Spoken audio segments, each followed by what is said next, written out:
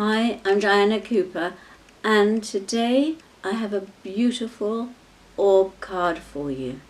This is Archangels Raphael and Perlimik, the angel of nature, together.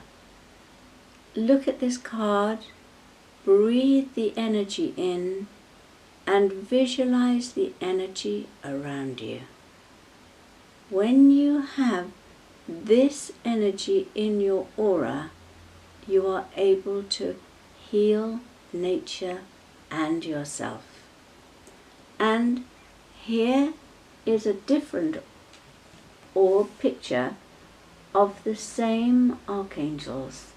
This time you can see it's moving very fast and it's on a mission to protect some trees and to whisper to the people cutting them down that they didn't need to do it.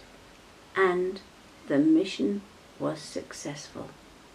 So with this energy around you, you can send out messages to help heal nature.